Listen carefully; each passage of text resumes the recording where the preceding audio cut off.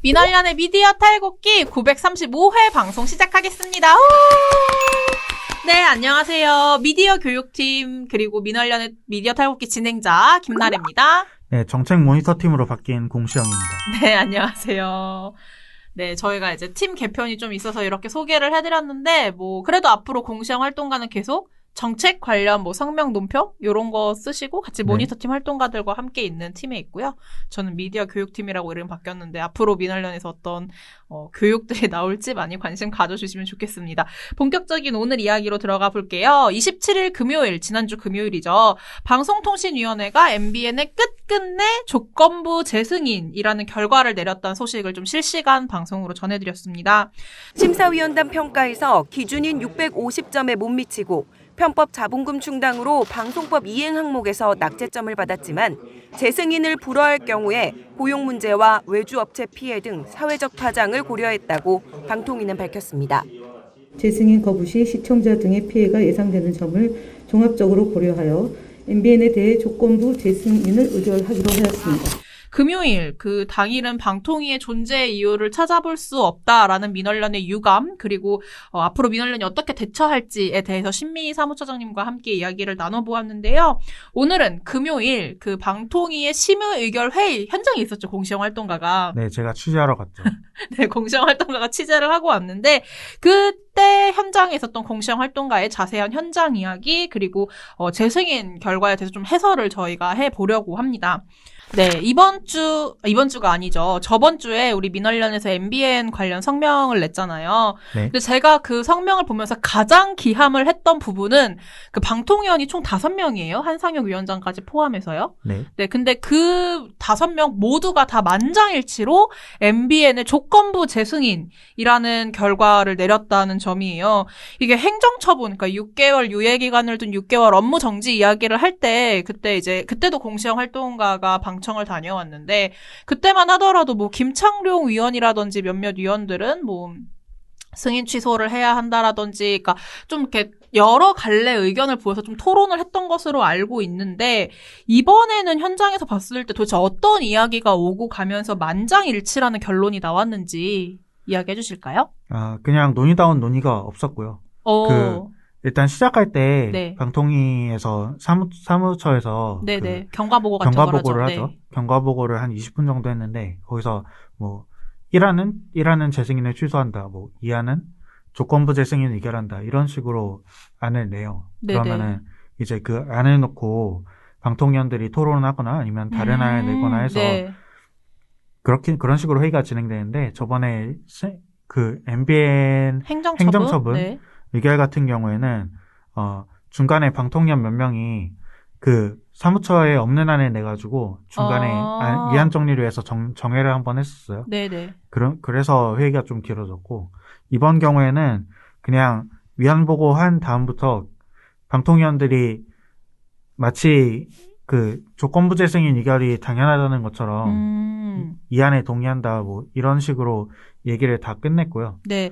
그럼 저 궁금한 게 그 사무처 회의를 할 때 방금 이야기했듯이 1안과 2안을 정리해서 왔다고 했잖아요. 1안은 이러한 이유로 재승인 취소를 가야 한다라는 1안이 있습니다. 혹은 조건부 재승인으로 이러이러한 조건을 걸어서 조건부 재승인을 할 수 있습니다. 2안을 가져왔는데 그럼 그거에 대해서 방통위원들이 나는 이러이러한 뜻으로 1안에 찬성해 혹은 2안에 찬성해 이렇게 이야기를 했는지 아니면 단순 그냥 2안 찬성합니다. 이런 식으로 갔는지 좀 궁금하거든요.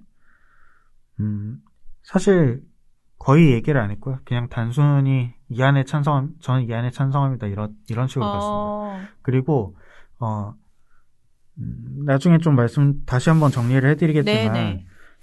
저번 MBN 업무정지 처분 이후에 저희가 공식 입장은 재승인 지켜보자 이런 입장이었잖아요. 네네. 근데 사실 업무정지가 내리려면은 그 방송사가 일단 있어야 되잖아요. 그쵸. 그러니까 업무정지가 나온 시점에서 사실 MBN의 조건부 재승인 어느 정도 예견이 됐다고 봐야 되는 거고요. 그래서 방통위원들이 한 말도 가장 많은 말이 할 말은 저번 회의 때 다 했다. 행정처분 회의 때 다 했다. 네. 할 말은 행정처분 때 다 했고 이 안에 찬성한다. 이런 식으로 말을 끝냈습니다. 뭐 그래요. 우선 뭐 행정처분 때처럼 다양한 토론이라든지 좀 열띤 공방이 오고 가진 않고 다들 조건부 재승인 그냥 이 안에 찬성합니다. 사무처가 가져온 보고에 대해서 그냥 답변을 했다. 요 정도로 조금 공정활동가가 정리를 해준 것 같은데요. 근데 또 하나 이게 만장일치로 조건부 재승인 간 것도 굉장히 당황스럽지만 또 하나 당황스러웠던 게 있거든요. 이게 회의가 얼마 안 걸렸던 것 같아요. 2시에 회의를 들어간 것으로 알고 있는데 보도가 한 3시 전후로 터졌거든요. 근데 사무처에서 방금 얘기했듯이 보고하는 시간이 있을 거고 이게 MBN만 이야기를 하는 게 아니라 JTBC에 대해서도 재승인 관련 이야기를 나눴어야 하는데 네. 그럼 그거 다 합쳐도 1시간이 안 걸린 회의였다는 뜻이잖아요. 네, 제가 거기까지 가는데 1시간 10분 걸렸거든요. 1시간 10분 걸렸는데 네. 40분 만에 끝나가지고 당황스럽네. 네, 황당했습니다. 그래서 내가 이러려고 여기까지 왔나. 그쵸. 과천에 있으니까 네. 또 우리 그죠. 사무실에 있다가 또 출발을 네, 했으니까. 거기다가 사실 말도 별로 많이 안 해가지고 네, 거기 들어가서 시간을 대충 재봤는데 네. JTBC 같은 경우에는 경과보고 이후부터 네. 이제 논의하는데 7분 걸렸고요. 7분. 네, MBN은 12분 정도 걸렸습니다. 네. 그래서 20분 이내에 끝났어요. 두 개 합쳐도 19분, 20분이 안 걸렸다 이런 말씀이신 것 같은데 이게 저희가 참 당황스럽다라고 이야기를 한 게 뭐냐면 MBN이 태초부터 설립부터 불법 행위였다라고 저희가 이야기를 했잖아요. 그러면은 지금 그들의 불법 행위가 차곡차곡 쌓여온 시간만 하더라도 10년이라는 시간이 있는 건데 근데 이 모든 이 불법 행위 같은 걸 넘어가고 재승인 뭐 과락 점수 같은 것도 다 넘어가고 그 모든 결론을 내리는데 10여 분 정도밖에 안 걸렸다라는 얘기거든요. 네. 그래서 그게 좀 굉장히 당황스럽다. 그냥 행정처분 때 할 얘기 다 했습니다라고 하고 퉁치고 넘어가는 게 과연 맞았는가에 대해서 좀 의문이 들어서 이렇게 좀 짚어서 이야기를 해봤어요. 차비 물어내라고 하고 싶습니다. 차비를 물어내라고 얘기를 하고 싶다고 해. 알겠습니다. 근데 이제 신미 사무처장님과 금요일에 함께 전해드렸던 이야기를 좀 들어보시면 알겠지만 MBN의 조건부 재승인을 이제 내린 것인데 그 조건부 재승인에서 조건이 그 역대 최다로 17개인가? 의 조건부 내용을 걸었어요. 네. 방송통신위원회는 MBN의 17개의 재승인 조건을 걸었습니다.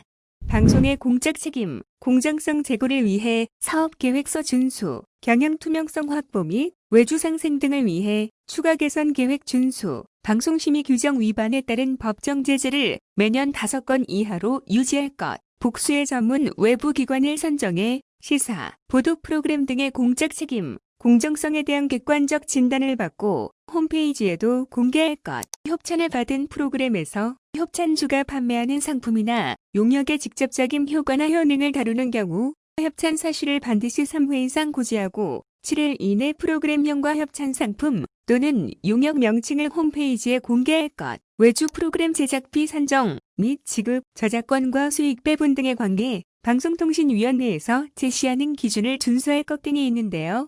그중 가장 눈에 띄는 건 이른바 소유와 경영의 플레이입니다. 매경미디어그룹 장대환 회장 일가 등 최대 주주가 방송사 운영이나 내부 인사에 관여하지 않도록 경영에서 손을 떼고 대표이사는 투명한 절차로 외부에서 뽑으라고 밝혔습니다. 또 불법 행위로 발생한 피해는 최대 주주인 장대환 회장 일가가 직접 책임지라고 못 박았습니다. 그래서 앞서 말씀드렸다시피 아무리 17개 뭐 사상 초유의 뭐 최다 이러한 수식어를 붙인다고 하더라도 17개의 재승인 조건을 걸었다고 하더라도 10여 년의 범죄를 10여 분 만에 결론 짓고 또다시 봐주기 처분을 내렸다라고밖에 이야기할 수 없을 것 같거든요. 사실 빨리 결론 내릴 수도 있죠. 이게 왜죠? 문제 있다. 그쵸. 이렇게 끝낼 수도 있죠. 그렇게 갈 수도 네. 있는데. 뭐 아까 말씀드렸듯이 일단 지난번 업무 정지가 내린 시점에서 사실 조건부재 승인도 예견됐다고 봐야 되는 거고요. 그리고 뭐 저희가 방통위에 기대가 없었다라고 뭐 신미 사무처장님이 얘기했던 것도 좀 생각이 나고요. 네. 네네. 그리고 근데 업무 정지 말고도 이번 재승인에서 다뤄야 될 내용들이 분명히 있었어요. 무엇보다 이제 재승인 점수를 못 넘긴 거고. 그쵸. 무엇보다 저희가 네. 지난번에 정보공개 청구로 다뤘던 홈쇼핑 연계 편성 문제도 있었고. 그쵸. 뒷광고죠. 그리고 MBN 불법 행위에서 네. 파생되는 방송법 위반 사안들이 있어요. 예를 들면은 뭐 자본금을 못 채웠다라든가 아니면은 그 대주주의 주식 비율을 넘겼다든가 30% 네. 소유 지분 넘겼다 이런 거. 네, 이런 것들을 이제 방통위에서 얘기를 해야 되는데 안 하고 일사천리로 그냥 넘겨버린 거죠. 뭐 그리고 또 재승인 조건이 17개나 된다고 하는데 이번이 재승인 세 번째잖아요. 그렇죠. 그동안 재승인 조건 위반 사항들이 가득했는데도 방통위가 뭘 한 게 없어요. 그래서 이번 재승인 조건 17개도 사실상 의미가 없다고 보고요. 재승인 점수 제도도 17년에 TV조선이 이번 MBN보다 낮은 625점을 받았는데 네, 이번 네. MBN이 640점 받았죠. 네. 근데 625점을 받았는데 무사 통과한 전력이 있어요. 그래서 그래서 결국- 아무리 17개 조건 달아봤자 그게 유용하겠느냐. 네, 결국 문제는 이제 방통위랑 방통위원들 자체에 있다고 볼 수 있는 거죠. 지금 그 공시영활동가 말을 종합해 보자면, 그러니까 지난번에도 저희 분명히 이거 얘기했거든요. MBN 몰아보기 방송 저희 거 보셨다든지 MBN에 관련한 미디어 탈곡기 방송 보신 분들은 다 아시겠지만 MBN에 대한 그 불법 행위들이 제대로 짚고 넘어가지 않은 게 너무 많아요. 아까 이야기했던 그 매일경제가 MBN 그 소유 지분을 30%를 결국 넘겼다라는 그런 불법 행위에 대해서도 제대로 짚고 넘어가지 못했고 방통위가 뭐 그런 부분도 지적을 지금 공시영활동가가 해준 것 같고 그리고 TV조선 과거 사례를 봤을 때도 재승인 조건을 아무리 달아봤자 과연 이게 유효하게 지금 앞으로 MBN에 대해서 문제 방송이 또 일어나더라도 제대로 재승인 조건에 대해서 이제 결과 보고라고 할까요? 다시 한번 회의를 하겠느냐, 정말 재승인 조건에 대해서 어겼을 때 제대로 된 심사 결과가 이루어질 수 있겠느냐라는 좀 의문을 표해 주신 것 같아요. 맞죠? 네. 그렇습니다. 좀 공시영활동가가 이렇게 이야기를 해줬는데 제가 앞에서 두 개가 어이없다고 했잖아요. 하나는 그 만장일치로 MBN의 조건부 재승인 결과를 내린 거, 그리고 두 번째로 10분 정도밖에 안 되는 시간 안에 그 결론을 내린 거 두 개가 다 어이없다고 했는데 또 공시영 활동가가 금요일 방통위 회의를 다녀오고 나서 공시영 활동가는 김효재 방통위원의 발언이 굉장히 어이없다고 표현을 했어요.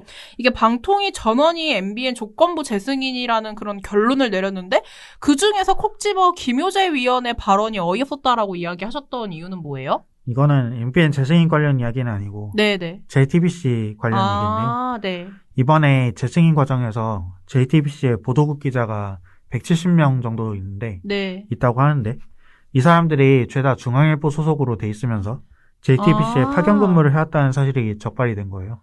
그러니까 사실상 JTBC엔 기자가 없고 다 네네네. 중앙일보 소속이면서 거기서 기사를 이제 JTBC가 사고 있었던 거죠.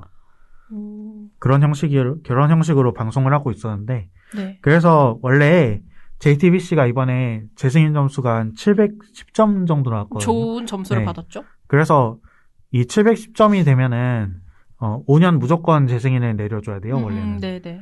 그 방통위가 정한 내부 기준에 따르면은 네. 여기에는 무조건 재승인을 내줘야 되거든요. 네.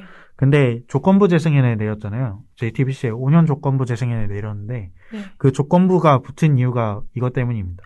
그러니까 이게 이제- 불법 행위라든지 문제적 행위는 맞는 거예요, 그러면? 네, 그리고 이제 곧 파견법 위반했는지 고발도 들어갈 거고.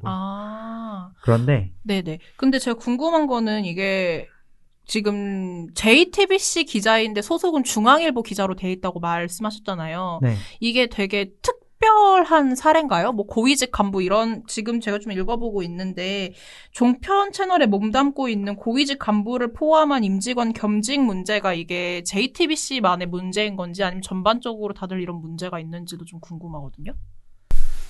뭐 사실 이런 문제는 거의 문제 취급 정도도 안 하죠. 거의 방통위에서. 그 이유는 뭐죠? 네, 뭐 조선일보, 동아일보, 중앙일보 가릴 것 없이 뭐 임직원 겸직 문제나 아니면은 직원들이 방송사랑 신문사 왔다 네. 갔다 하는 거 이런 문제는 그동안 비일비재했고요. 그러니까 예를 문제는 들면은- 문제인 거죠. 네, 문제는 문제인데 이게 JTBC만의 특별한 문제는 아니었다? 근데 JTBC가 정도가 좀 심하긴 했죠. 다른 데는 뭐 임원들이나 아니면 국장급 네네. 인원이나 아니면 일부 기자들이 이제 그 신문사랑 방송사를 왔다 갔다 한 건데 JTBC는 아예 자기 기자가 없고 중앙일보에서 기사를 사고 있었으니까. 충분히 문제가 네. 될 만한 사유긴 하네요. 네, 그래서 보통 이런 것들은 이제 재승인 권고사항으로 붙어 있어요. 네네. 네, 근데 이거는 재승인 조건이랑 재승인 권고사항이랑 다른데, 네. JTBC 같은 경우는 좀 더 무겁게 재승인 재조건으로 붙은 거죠, 이게. 근데 지금 김효재 위원, 방통위원 발언에 대해서 어이가 없다고 했는데 JTBC 얘기 나온 거잖아요. 그래서 이거 관련 무슨 발언을 했는데요? 김효재 의원이 이걸 되게 엄청나게 강하게 성토를 했는데, 네네. 여기 대해서 5년 재승인하는 게 맞는지 의문이다라고까지 했어요. 그러니까. 근데 저번에 MBN 행정처분 때 김효재 의원이 든 대표적인 논리 중 하나가 행정 권력을 절제해야 된다는 거였어요. 그쵸. 네. 행정 권력을 절제해야 되니까 우리가 그 MBN에 무거운 처분을 할 수 없다. 이렇게 한 건데 JTBC는 사실 원래대로라면 점수 넘겼으니까 그냥 그 무조건 재승인을 받아야 되는데 조건부 재승인 내줬잖아요. 네네. 그럼 이거는 절제인가? 이런 생각이 든 거죠. 그러니까 다른 방송사와 비교해 봤을 때 김효재 위원이 MBN에는 좀 무거운 처벌을 내리지 말라라고 해놓고서 JTBC한테 가서는 이런 발언을 하니까 좀 우습게 어이없게 보일 수 있다. 뭐 이런 의견인 것 같아요. 네, 그러니까 말이야 맞는 말인데 네. JTBC 문제 있는 거 맞는데 좀 이상하다는 거죠. 그럼 지금 공시황 활동가의 이야기를 들어봤을 때는 김효재 위원 발언이 정말 그 JTBC 관련한 발언이 정말 종합 편성 채널 전체의 뭐 문제를 지적하기 위해서 한 발언이라기보다는 좀 정치적 입장이 들어가 있는 문제 제기였다. 뭐 이렇게 볼 수 있는 건가요? 네, 그렇고요. 이번에 작년 4월에 네네. TV조선이랑 채널A 재승인 나올 때 있잖아요. 그때도 이제 대표이사나 네. 주요 임원들의 겸직 문제가 됐었어요. 그때도. 네. 근데 그때 안영환 상임위원이 이분도 야당 추천위원이죠. 야당 추천위원이죠. 근데 그때 전체회의에서 TV조선이 재승인 점수 넘겼다고 네. 무조건 재승인을 위결하자고 주장했었던 바 있는데. 그래요, 또? 네. 그럼 이거는 근데, 김효재 위원뿐만 아니라 안영환 의원도 좀 재밌는 분이네요. 네. 네, 그래서 뭐 JTBC에는 그냥 조건부 재승인 나오고, TV조선에는 무조건 재승인 해주자 그러고. 참, 뭐랄까. 이게 방통위 구성 자체에 문제가 있다고 계속 그렇게 생각이 드는데. 들 수밖에 없다. 정당들이 이제 전직 정치인들을 이제 방통위원으로 파견한 거잖아요. 그쵸. 그래서 방통위 전체에서 정치질을 하고 있는데, 그러면 위와 같은 이제 내로남불식 논리가 네네. 횡행할 수밖에 없는 거죠. 네. 제대로 된 심사는 당연히 이루어지기 어렵고요. 그래서 어느 방송사냐에 따라서 방통위원들의 결정이 달라질 수 있는 이러한 상황을 우리가 지금 꾸준하게 보고 있다 이렇게 정리해 볼 수 있겠네요. 네, 그렇죠. 뭐 이렇게 MBN 사건처럼 공익적인 목적이 절실히 요구될 때는 행정 권력을 절제를 하고, 그러니까요. 네, 내가 싫어하는 방송사 나왔다고 행정 권력을 아주 영끌해서 행사하려고 하고 영혼까지 끌어모아서 네. 행사하려고 하고 이런 거를 봤을 때 방통위원들 자격에 대해서 좀 의심을 할 수밖에 없다 이렇게 말씀해 주신 것 같아요. 그러면은 좀 이제 마무리를 해 가면서요. 금요일 날 방통위 결과가 나오고 나서 신미 사무처장님은 이런 말을 했거든요. 이제 방통위에 기대조차 할 수가 없다. 우리 시민이 나서야 한다. 뭐 이런 발언을 하셨었는데 공시황 활동가도 좀 본인의 입장 뭐 이런 이야기를 해주면서 마무리해보자면 어떤 이야기를 해주실 수 있을까요? 그 논평을 제가 썼으니까 제 생각이 좋아했죠. 네네. 네, 문재인 정권이 이제 출범할 때 여러 개혁 과제들이 제시를 했는데 네. 그중 검찰개혁에 검찰 저항이 너무 세다 보니까 다른 이슈들이 검찰개혁에 다 묻히고 네, 지금도 여전히 좀 그런 상황이죠. 네, 진국에는. 그래서 노동장애인 세월호 이런 문제에 적극적으로 참여해온 사람들이 네. 문재인 정부 개혁 의지가 없어졌다. 한쪽에서는 이런 비판을 하고 네. 답답한 일들이 벌어지고 있는데요. 특히 언론개혁 같은 경우에는 이제 징벌적 손해배상제 도입 정도 빼면은 정부가 하는 일이 거의 없는 셜테고요. 네. 그 중심에 이제 아무것도 못하고 있는 방통위가 있는 거죠. 근데 뭐 사실 이런 이슈 파이팅은 시민들이 해야 되는 거지 정부가 이제부터 이 이슈를 중심으로 하자 이렇게 해서 정부 맘대로 되는 게 아니잖아요. 그래서 더더욱 시민이 나서야 한다. 네, 그래서 그런 차원의 얘기입니다. 그렇군요. 네, 오늘은 그 방송통신위원회에 직접 다녀왔던 이게 앞으로 방송통신위에서 무슨 중요한 심의 의결 회의 할 때마다 공정활동가가 가서 방청을 하고 올 것 같아요. 이젠 거의 뭐 특파원이에요? 근데 재승인 건이 워낙 큰 건이었으니까. 네, 갔다 제가 오신 거고. 방청까지 한 거고. 네. 네. 웬만하면 거기까지 갔다 오는데 뭐 두세 시간 걸리니까. 그쵸, 힘들죠. 갔다 네. 오는 게 힘들어요. 근데 갔는데 막상 제대로 된 회의는 1시간도 채하지 않고 MBN 얘기는 10분밖에 하지 않는 이런 방통위원들의 행태를 보고 있으니까 참 답답하다라고밖에 말할 수가 없는 거고. 여튼 뭐 금요일에 이렇게 직접 다녀와서 본인이 보고 들은 이야기 좀 생생하게 해주었고, 앞으로 어떻게 이 사안을 바라봐야 할지 또 공시활동가가 잘 정리해서 이야기를 해준 것 같은데요. 뭐 저희가 국민감사 청구도 이제 넣는다고 하니 이거 관련해서도 앞으로 좀 이어서 MBN 재승인에 관한 이슈는 저희가 계속해서 전해드릴 수 있을 것 같습니다. 오늘 방송은 여기서 마무리하도록 하고요. 저희는 내일 화요일에는 하이라이트 방송, 그리고 수요일에는 신미 사무처장님과 함께 다시 한번 MBN 이야기로 돌아오도록 하겠습니다. 민얼련의 미디어 탈곡기는 내일도 열심히 털어드리겠습니다. 탈탈탈 안녕.